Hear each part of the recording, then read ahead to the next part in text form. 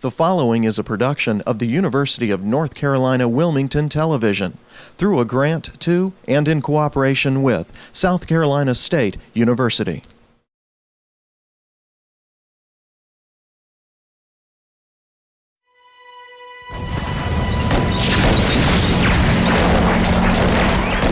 The long, bloody struggle against Japan in the South Pacific Island campaigns of the Second World War saw the first African-American Marines in the service of their country since the American Revolution.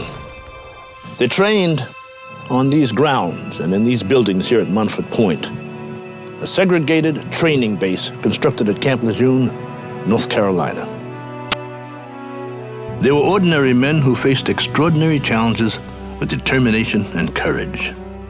They struggled to gain acceptance as equals in a Marine Corps noted both for its battlefield exploits and its refusal to recruit African Americans.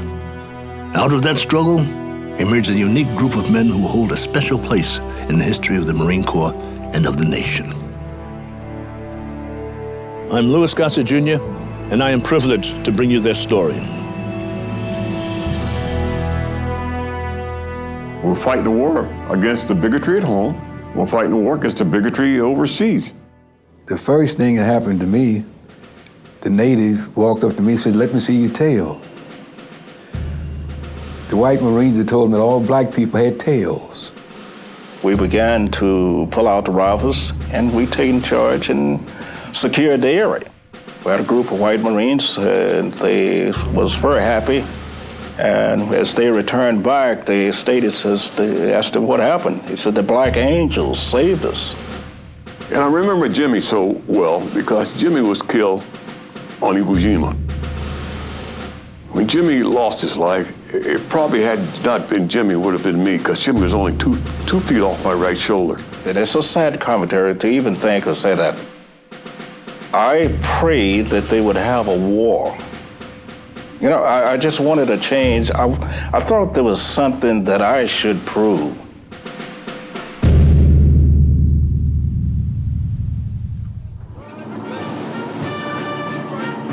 In 1942, with the United States at war with Germany and Japan, the Marine Corps remained the only branch of the service that refused to enlist African Americans. The men of Montford Point shattered the Corps' racist tradition, a tradition which existed since the American Revolution. Today, the Marine Corps is one of the most completely integrated institutions in the United States.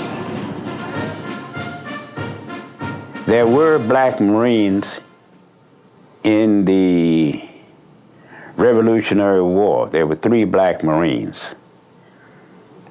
They did duty on ship. After the War of 1775, blacks were no longer allowed in the Marine Corps. After the Revolutionary War, the United States forbade the enlistment of blacks in the nation's military, although a few black militiamen and sailors fought in the War of 1812.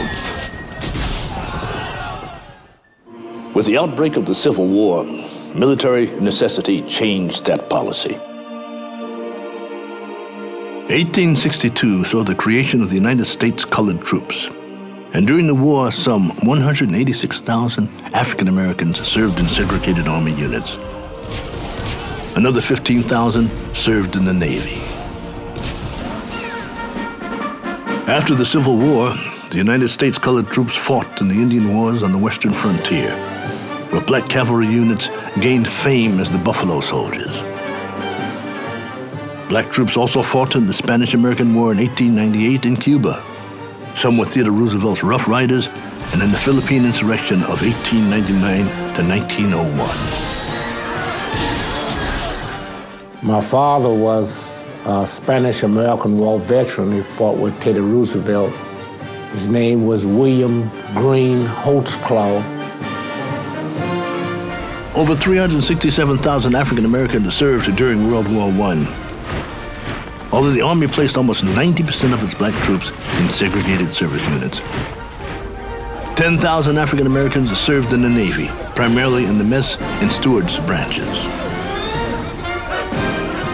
Well, my dad was in the old 24th Army.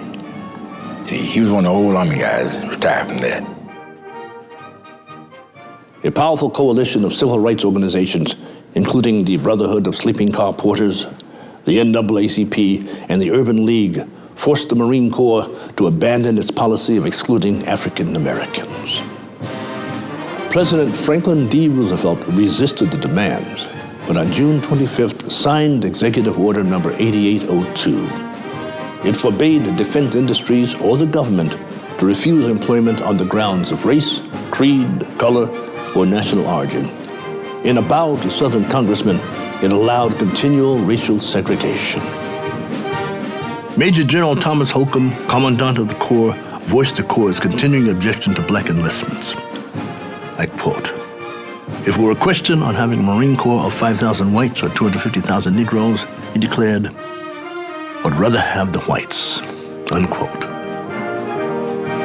Forced to accept black recruits, the Corps adopted a policy of rigid racial segregation rather than send black recruits to boot camp at Parris Island, South Carolina, where white Marines trained. The Corps constructed a training facility for black Marines at Montford Point on Camp Lejeune, a new base near the tiny coastal town of Jacksonville, North Carolina. The majority of the initial Montford Point recruits came from the South, although some came from the big cities of the North. They joined the Corps for reasons as varied as their backgrounds.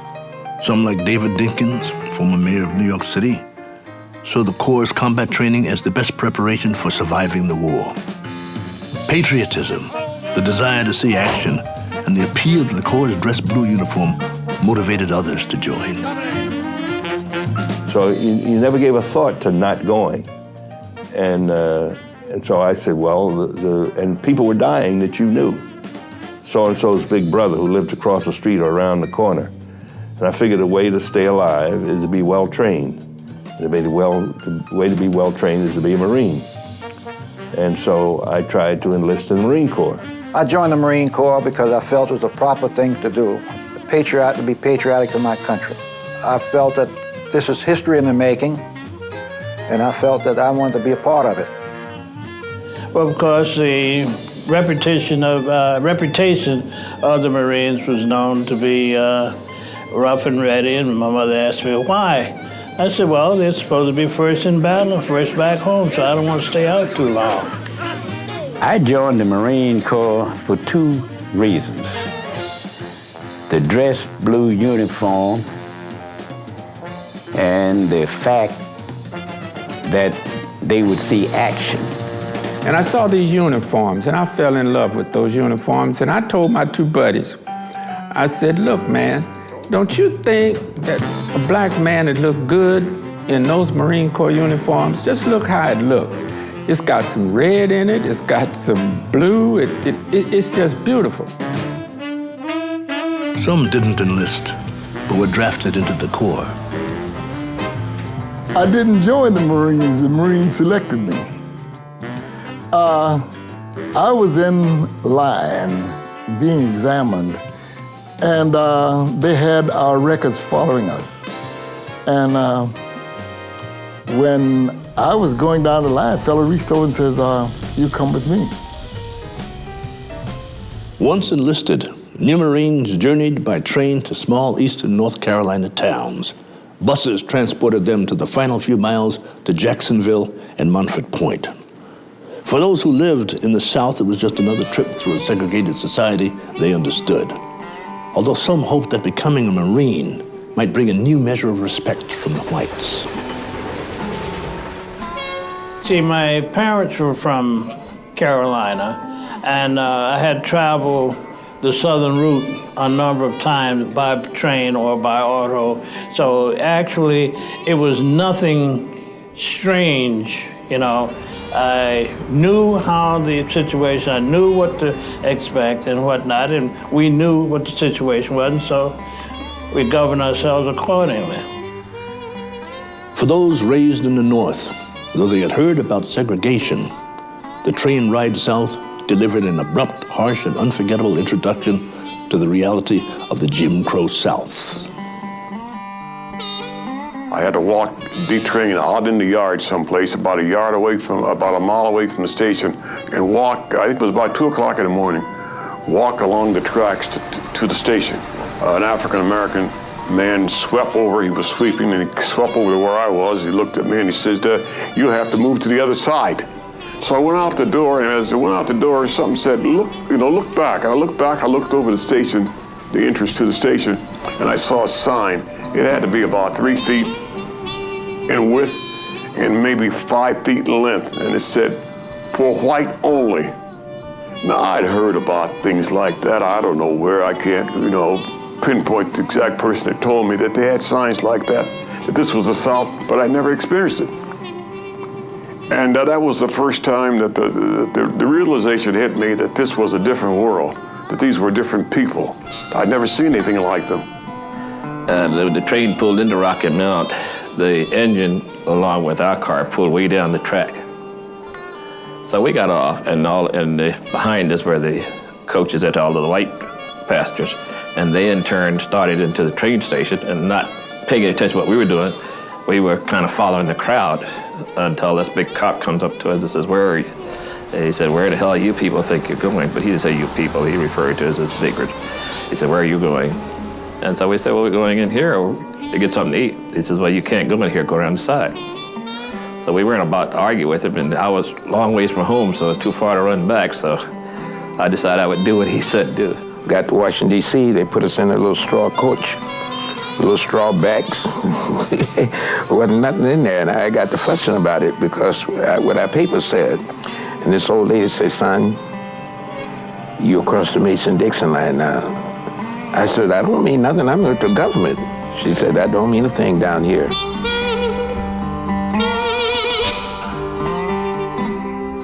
Arriving at Montford Point in August 1942, the first recruits found the facility still under construction, where they were assigned to temporary tent-like structures. So if I made it through the day, and then that night, you put me in this hut. I'm stuttering because I wanted to call it a barrack. It wasn't a barrack, it was a hut. You couldn't really imagine living in conditions like that. I mean, they were horrible. It looks like somebody got a batch of cardboard and put it together with staple guns or something like that. That's where we were supposed to live. And the sand and the mosquitoes they were terrible. You never experienced anything like that in your life. At Montford Point, the new recruits met an all-white staff of officers, non-commissioned officers, and drill instructors. It included men with service in the Philippines, Nicaragua, and the Caribbean, who the Corps deemed experienced with colored troops. While Colonel Samuel A. Wood, as the initial commander of Montford Point, demanded that the black recruits receive the same rigorous training as their white counterparts, they encountered open hostility from some of the staff. They were chosen instead to be drill instructors because of their background, and I might add, most of these guys were from the South. Most of these guys were from Mississippi and Georgia, and there were a few who really didn't want us in the Marine Corps, very envy about allowing us black folk to enter into the Marine Corps. Now, I'm not saying the overwhelming majority. I would say there were just a few, who just didn't want the idea. Our officers were definitely prejudiced, particularly our captain. We had, 3 white officers, a warrant officer, as well as the captain and lieutenant. Our captain wasn't what I would consider thoughtful of his men, because he wrote in a letter home that he didn't like serving with the niggers. I remember distinctly one person's name was a lieutenant by the name of LaPointe, who was very vicious in his reaction to us and in his demeanor and his language. I thought it was really inhumane. And there was another, on the opposite end of the spectrum, we had a warrant officer by the name of Mr. Augustine. Now, he was paternal in his treatment. However, there's no question that he was still a racist, because when he used the term "you people," he used it so derogatorily, it makes you want to vomit. Aware of the need to have African-American drill instructors, the Corps charged the white staff with identifying recruits with leadership potential to replace the original white drill instructors, a task accomplished by late 1943. The officer corps, however, remained all white, and the basic rule of racial etiquette at Montford Point never changed. At no time was a black man to be in a position to give orders to white Marines. If you were an African American and you listened to the Marine Corps, regardless of what your education, your training, your occupation was, you ended up there. So we had professors, we had lawyers, and people that studied medicine that were in there. The transformation they wanted is that they wanted Afro-Americans to train Afro-Americans. And in picking them, I was glad and felt very fortunate to be picked as one of them. After I got out of boot camp, I went to NCO school, and after NCO school, I became a drill instructor. Determined to see the recruits emerge from boot camp the equals of white Marines, black drill instructors increased the rigor of training. There were still a few whites around, but basically the black guys were now taking over. And we thought that would be good, but we found that that was worse than having the white guys. Because the blacks were determined to make us succeed and to be real Marines, and that was their main goal, was to be sure that we were going to be better than everybody else. They was all black, and I mean they were rough on us. I don't know, I guess the white must have told them how to do it, but they were really rough on us. As far as I'm concerned, they treated us like dogs, because back in that day, we lied, they hit on you, kick you and everything, and that was happening right there in boot camp. In addition to learning discipline, the new Marines trained in close order drill, in hand-to-hand combat, with bayonets, on the rifle range, and with machine guns, anti-aircraft guns, and artillery pieces. Then they issued, they marched us through the quartermaster barracks, and of course they fit us real quick. They slapped something on you, slapped a cap on your head, and if it didn't fall off, it fit. And they threw jackets at us. The guy just sized you up, and they threw jackets at us. And the training was very intensive, and they wanted you to. They gave you all phases of Marine Corps training, the same as all Marines got. The training and equipment and everything was equal, as far as I could see, with all Marines. They didn't spare anything on equipment and training. Everything was on the double. You ran everywhere, and you didn't have too many. I heard someone say they had some leisure time. I didn't have no leisure time in boot camp. Every time I look up, they was doing something new every day of the week. 7 days a week, we were out there. And then we went on to the rifle range. When we got there, that's where we was using live bullets then. Wasn't using no fake bullets. We was using darts or nothing like that. We was using real stuff, put you away. We already had training with the M1 rifle when we flew from boot camp. So when it got to the carbines and all the other deals, and then of course the 40 millimeter anti-aircraft gun, the 50 caliber, the 20 millimeter, all these are anti-aircraft things were taught to us in the 51st Defense Battalion. And they were forming what you call depot companies, which was work crews, and ammunition companies was handling ammunition. But you had to go to school in order to be in those companies. We practice how to fight judo style, how to use a bayonet, and all the duck walking you could think of. We only got the opportunities to go through the training with the bayonet course and the rifle course and the marching through the boonies.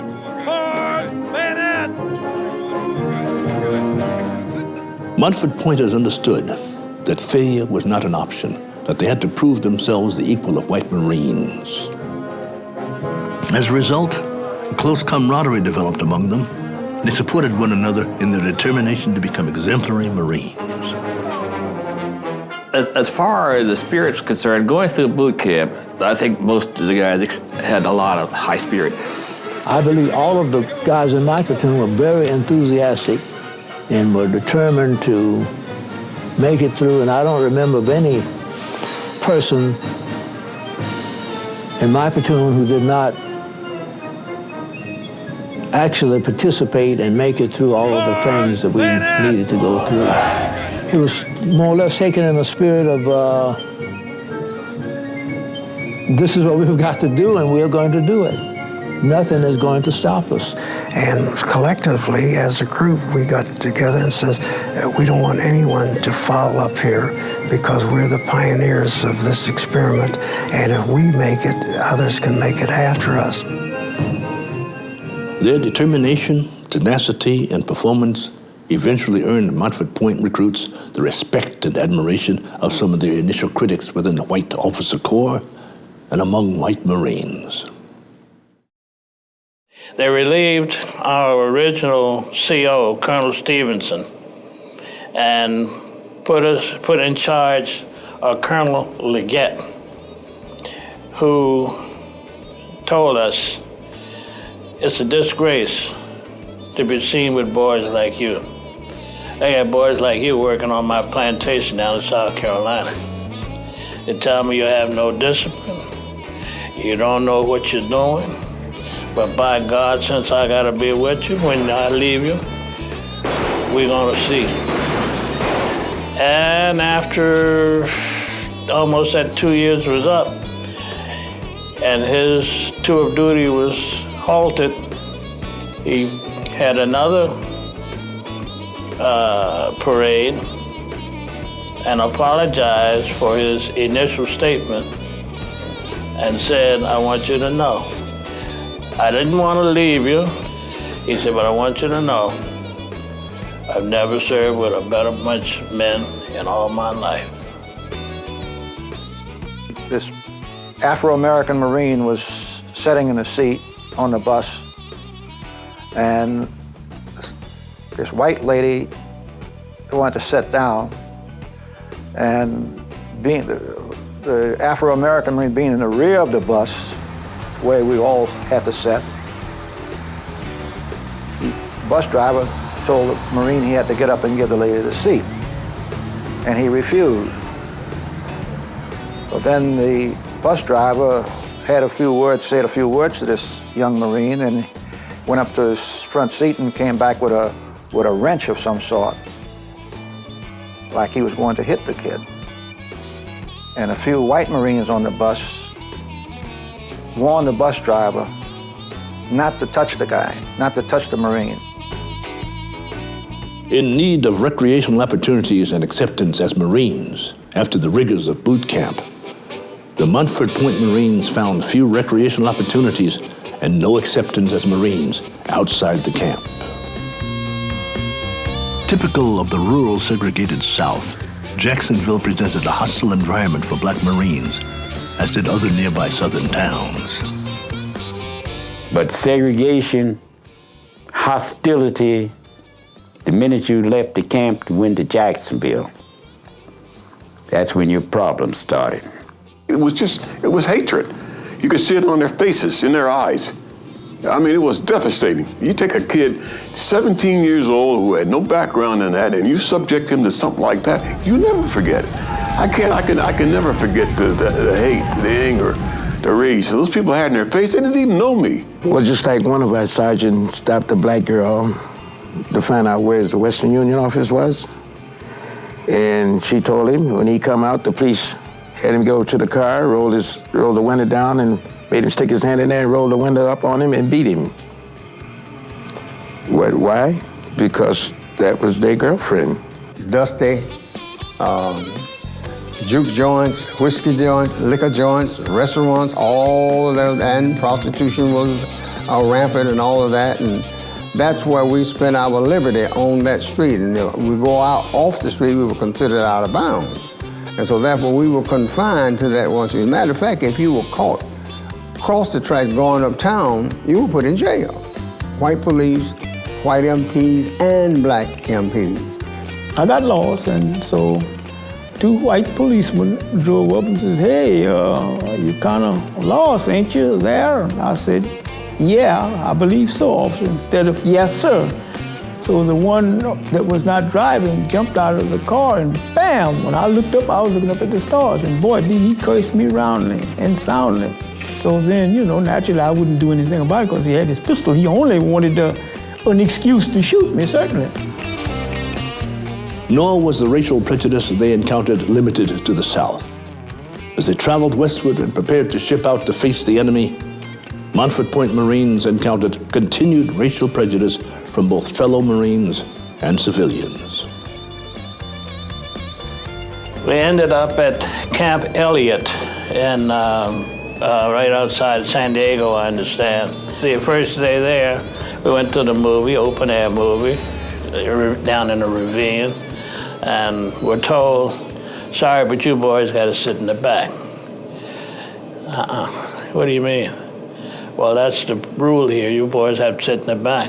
The 33rd and the 34th Depot traveled together on the troop train from North Carolina, going south towards New Orleans, where we picked up German prisoners, 2 carloads of German prisoners.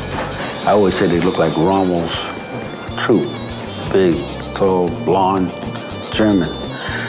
And we headed out west. When we got somewhere in the west for a stop for either coal and water, the Red Cross nurses came out to the train to give us coffee and donuts.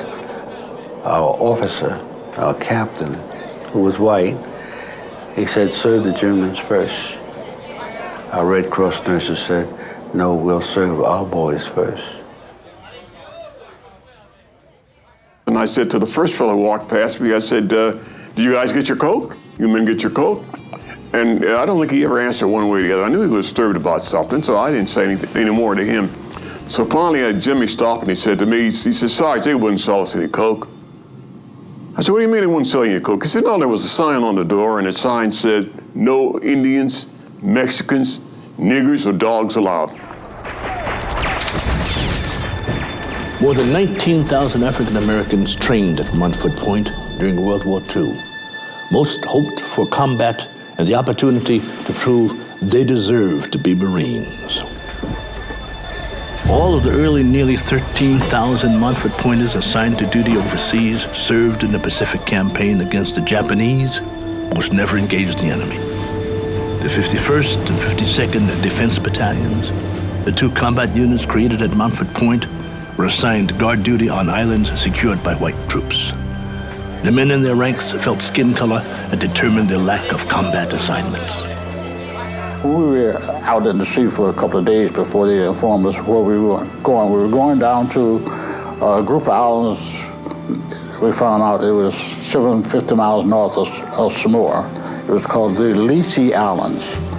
We lead a Defense Battalion down there. I don't know what the 3rd or the 5th Defense Battalion, we relieved them. They left their guns in place, and then we took over everything there. I left the Marine Corps not with a bitter feeling, but with a disappointed feeling. Here I was in an organization that sat on an island for a year, almost 2 years, with action all around us, and we saw nothing. And when you train and train and train, you get to the point that, what's the use?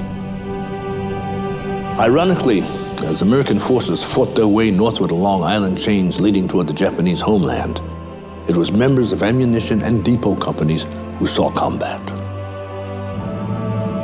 They supported amphibious landings on some of the Pacific War's bloodiest beaches, including Saipan, Peleliu, Iwo Jima, and Okinawa. In the confusion of battle, ammunition carriers and depot company personnel became riflemen and stretcher bearers, removing both the wounded and the dead from the front lines. They protected beachheads and carried out their primary mission of transporting supplies and ammunition to the frontline troops. On the battlefield, they faced an enemy unconcerned with their skin color and demonstrated their ability to perform as Marines. Because those bullets and all were coming, They didn't say these bullets for white and these bullets for black. Those bullets, you know what was on those bullets? To whomever they concerned. And those bullets were just as much concerned to us as they were to everybody else. Montford Point Marines received their first taste of combat and suffered their first casualties in the invasion of Saipan in the Mariana Islands. After an intense naval and air bombardment, American forces invaded on June 15th, 1944. We was just in a supporting unit. Those supports make sure that supplies and everything was available, and that we would keep the front lines and whatnot supported with the proper supplies they needed. I recall, air raids and things like that. We lived in a foxhole. Everywhere we went, we had to dig in and stay. Never lived in a hut, a tent, or anything like that. We just in foxholes as we moved. And I spent a lot of time doing guard of supplies. For instance, supplies have to go to the front.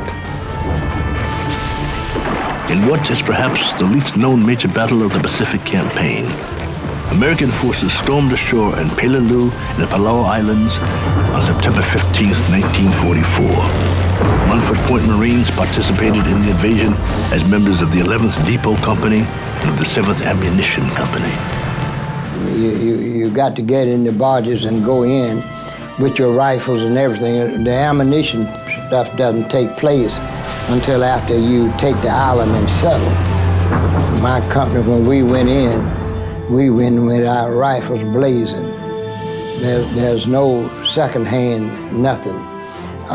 We had looked forward to taking the airfield in a day or two, and there was no such thing as that, They were dug in, the enemy was dug in so strong until everybody was held up at the beach. When we got ashore, first thing they do, you dig yourself a foxhole. You try to get in the sand deep enough to where you wouldn't get hit, And they just move you up as a group then, as you could move up. Now, the only thing that was keeping us down, they had mortars that would come out on a track. They'd come out and they'd just drop mortars all over the place. We were supposed to go up on the front line, take ammunition up, bring the wounded, and if you had the opportunity, you bring the dead. But we were more concerned about the wounded to bring them back to the rear. We had a guy named, great big guy from North Carolina named Oliver. And the Japanese came down and stumbled and fell in the tent on him. And he didn't make a sound. He just grabbed him and just choked him to death. Just laid there with him all the rest of the night. And they had to give him a shot in his arm to get his hands loose from the man's throat the next morning,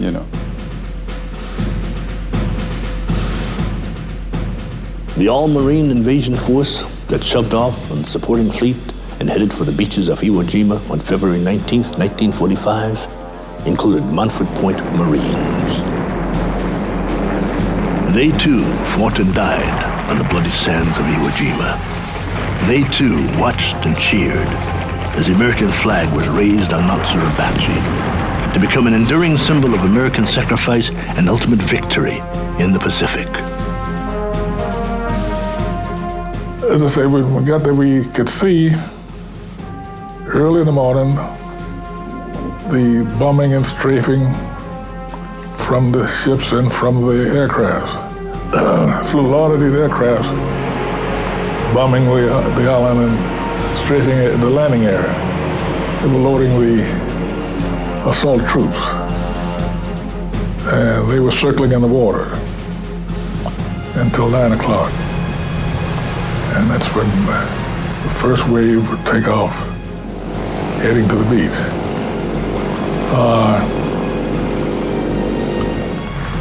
Later in the afternoon, it was our turn. And there were 3 companies of amphibious truck. Some guys went ashore in those. At least they started ashore anyhow. A lot of those trucks was blown up before they got to the shore. On February the 23rd, the night of February 23rd, we hit shore and we lowered the ramp, but a Japanese mortar hit us about 5 times. We were loaded with ammunition in the hold, so the captain pulled away from shore. And the next morning, February the 24th, my birthday, we stepped on the island. And our job was to bury the dead. I didn't know. I was blown up in the air about 8 or 9 feet. I remember being unconscious, in and out of it. I would black out, come to black out. I smelled the gunpowder in my nostrils and finally fell back to the deck. And corpsmen were running and people were screaming and hollering. And finally, the corpsman came to me and he looked at me, checked me over, found that had some shrapnel on my left side, and found that I had some shrapnel on my shoulder. I can't write you up, send you back to the ship. He says, you'll be okay. So I just consider you the walking wounded. And took down the, the information, my rank, and my unit and so forth and so on for the Purple Heart. And that's where on D+5, when I saw in the distance, the flag raising, to see that, I guess I would say we took part in the jubilation. The likes you'll never see again, one time to see these men just take off their helmets. Now here the Japanese, who are still entrenched, back in the caves and everything else, and these guys were taking off their hats and tossing them up in the air. And here's shell fire coming all over the place there. Montford Pointers experienced not only the brutal combat of the Pacific War, they also glimpsed the horrors of war in the nuclear age. We were on our way to invade Japan when the ceasefire was ordered. So instead of sending us back to the States, which when we were saying, California, here we come. But they didn't let it end in California, here we come. They said, Sasebo, Japan, here we come. We were sent to the homeland of Japan, to Sasebo and Nagasaki, Japan, to clean up the ash from the dropping of the atomic bomb. When we got there, I have never seen before and have never seen since such a devastating sight. Things were destroyed and torn down and burned. Another part of not only the land and the buildings and everything burned, but even some of the people. But some of them were sides of their faces were scarred, where you would see they were burned and so forth. And even the hands of some people were burned. The Montford Point Marines' courage and performance under fire failed to alter the Corps' segregationist policies. Instead, the Corps reduced the number of blacks in its post-war force of 100,000 to less than 1,500 men. The battlefield performance, however, did earn the admiration of the white combat units they supported. It also caused individual white Marines to examine their racial prejudices. I was on shore duty and he was on patrol, and we stopped and talked. And he asked me, he says, he said, we can't understand you guys. I said, what do you mean? He said, now we were always told that you guys, y'all couldn't get along, you're always fussing and fighting and cutting each other up. He says, y'all ain't like that. I told him, you're learning. You find out we're human too. There was about 4 of us black Marines sitting around this white Marine, young, but you can see he was war-weary or battle-weary. And I quote what he said. He says, I was taught differently, but now that I see you people here, I have respect for you. After World War II, throughout much of America, segregation was beginning to crumble. In 1948, President Harry Truman was in an uphill fight for re-election and under pressure from civil rights organizations to openly oppose segregation. Despite opposition from the segregated South, in July, he signed Executive Order 9981, requiring the desegregation of the military. As a result, Montford Point closed as a training facility in September 1949. Elsewhere, the Corps was slow to implement desegregation. Black Marines remained in segregated units and continued to face discrimination elsewhere. I'm vague on the month, but a latter part of the 49 is maybe around the August, somewhere in that time. They started a troop train out of New Jersey. So when we get down to California, we got a troop train that's long. I mean, we have all these Marines picked up along the way. But we get into Camp Pendleton, we start to get off the train. The Marines there standing there waiting on us, and the first thing I heard out of their mouth, here come them nigger Marines. When North Korea invaded South Korea in June 1950, the United States led a United Nations force which responded to the attack. With the Korean War, the Marine Corps finally integrated its ranks. Men trained at Montford Point integrated the Corps at unit level, breaking yet another racial barrier. On the battlefield, Marines concentrated on staying alive, not the skin color of others in their outfit.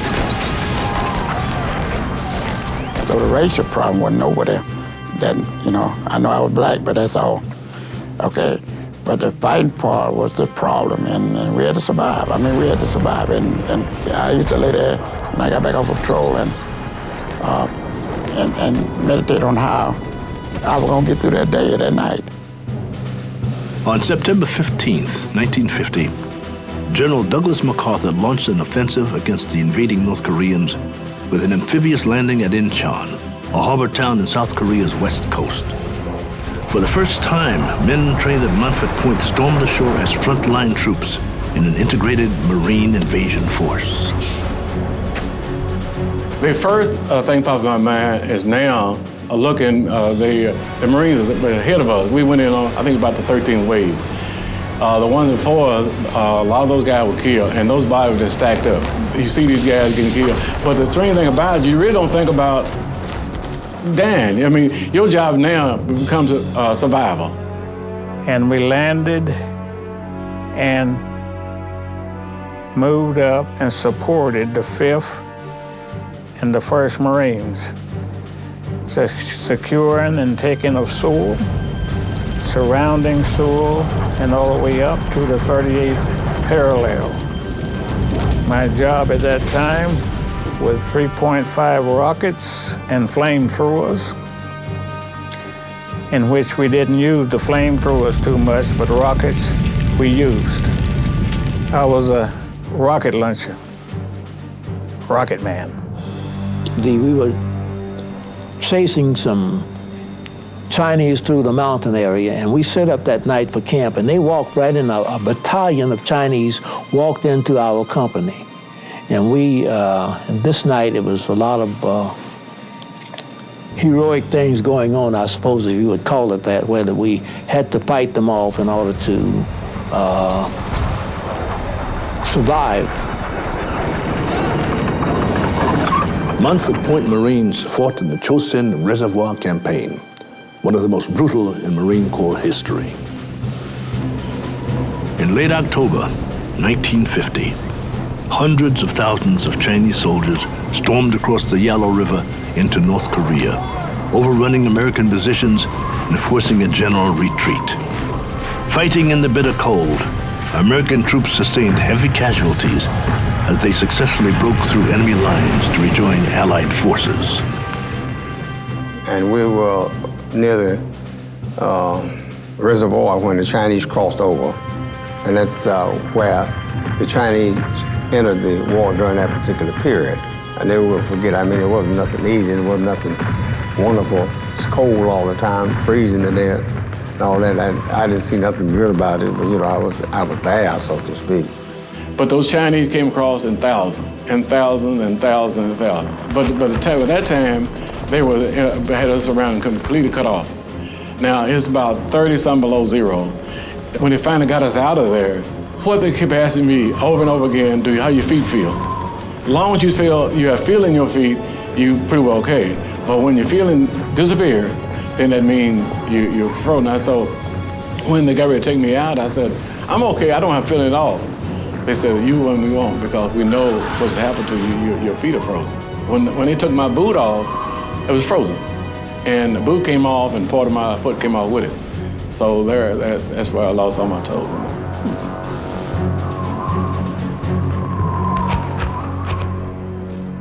As the Korean War ended, the nation too was experiencing a fundamental change in race relations. In 1954, the Supreme Court declared segregated public schools unconstitutional. A year later, in Montgomery, Alabama, African Americans began a decade-long struggle for equality in the streets of the South's major cities. The 1963 March on Washington and televised white violence against African Americans moved a nation.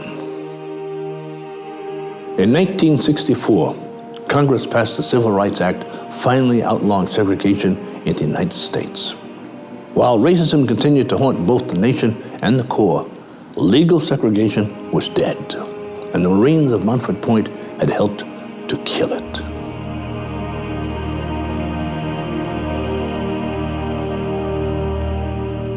As the nation struggled to end segregation, Montford Point Marines fought in their third and final war in Vietnam. Racial tensions continued to exist, but the Marine Corps had changed dramatically. In Vietnam, they served in a Marine Corps they could only have imagined as raw recruits at Montford Point. They fought in fully integrated units, at times commanded by black officers. It was a Marine Corps their courage, determination, and sacrifice had created.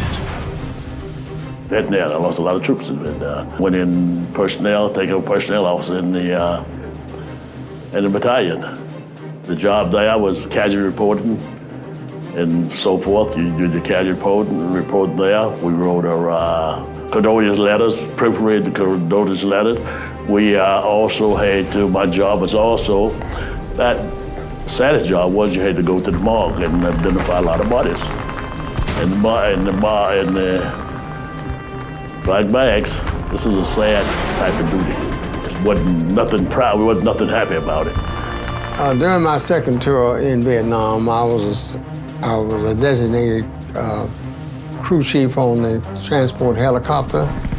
I was assigned the duties of going back and forth to the different areas, Khe Sanh especially, Phu Bai, Tam Kỳ, and other places. I remember especially Khe Sanh, going in and out of Khe Sanh, and especially one time when I went in, we had about 186 holes in our aircraft. When I served in Vietnam, there was a stark difference insofar as racial attitudes and racial treatment were concerned. By that time, of course, the Marine Corps was totally desegregated in all aspects, in all areas. There was no such thing as segregation, because we go where we wanted to go, and with whom we pleased. There was no racial animosity exhibited in Vietnam.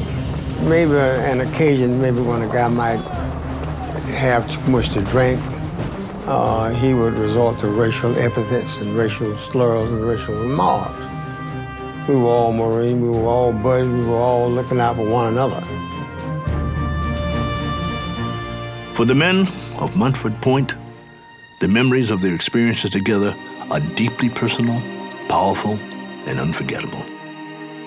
Montford Point shaped them into a unique brotherhood. They are now part of the Marine Corps' tradition and identify with its reputation as the nation's mythic warriors. They are proud of their service in 3 wars. They know that what they endured made possible a career in the Marine Corps for future generations of African Americans. They understand that their experience as Montford Point Marines helped end segregation in America.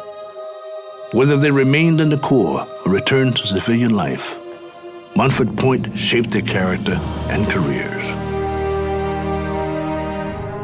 And I don't regret going into the Marine Corps and being one of the first Afro-Americans in the Marine Corps in making history.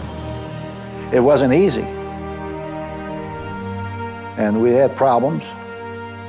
And there's still a few wrinkles in the sheet that have to be ironed out. My experience in the Marine Corps was one of the greatest experiences I've ever had.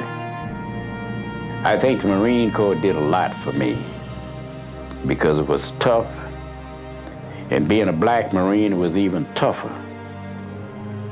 But I appreciate what the Marine Corps did for me because I think it made a better man out of me.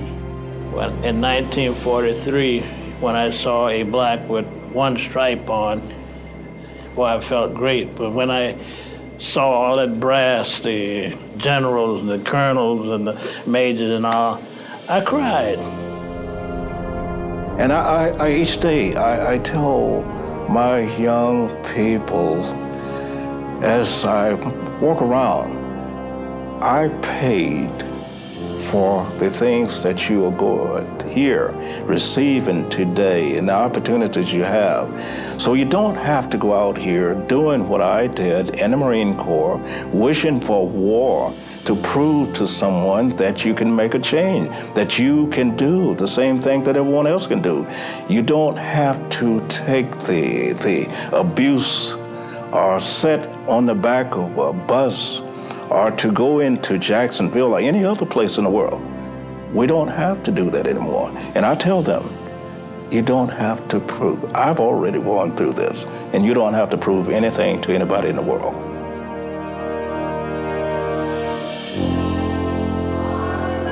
Time has depleted the ranks of the men of Montford Point. In ever-decreasing numbers, they attend the annual meeting of the Montford Point Marines Association, formed in 1965 to preserve their legacy. There they renew old friendships, reminisce about Montford Point, recall hardships endured, and remember those no longer in their ranks. There they meet Marines who joined the Corps after 1949, men whose careers they made possible.